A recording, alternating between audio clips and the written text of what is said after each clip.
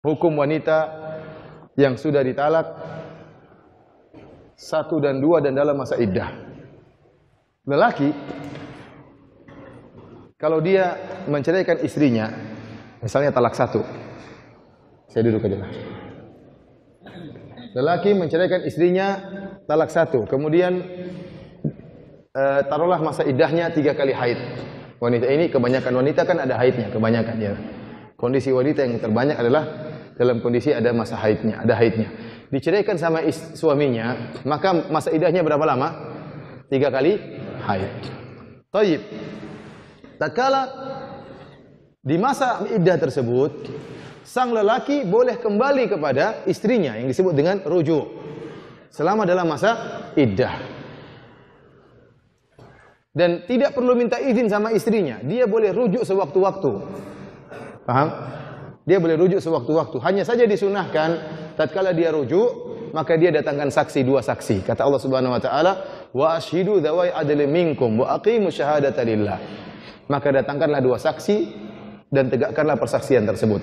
Hukum mendatangkan 2 saksi dalam rujuk itu hukumnya sunnah, tidak wajib.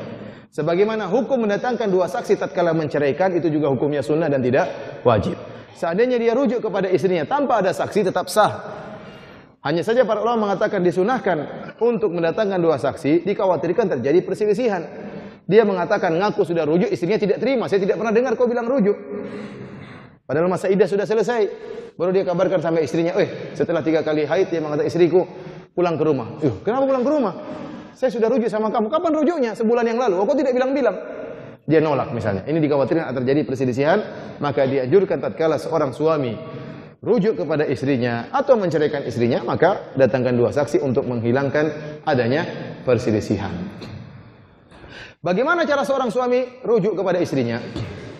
Maka ada kondisi yang disepakati oleh para ulama bahwasanya dia rujuk, yaitu dengan perkataan.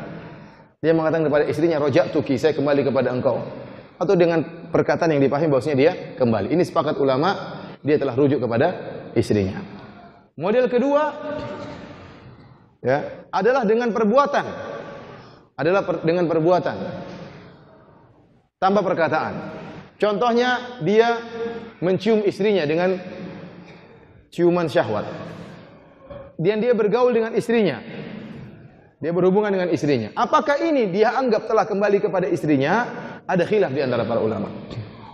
Sebagian ulama mengatakan dengan terjadinya hubungan, maka ini mewakili ya kembali. Bahkan lebih kuat dari mengatakan saya kembali. Percuma dia mengatakan saya kembali tapi saya pulang dulu ya. Ini tidak pakai bilang kembali-kembali, langsung dia nembak.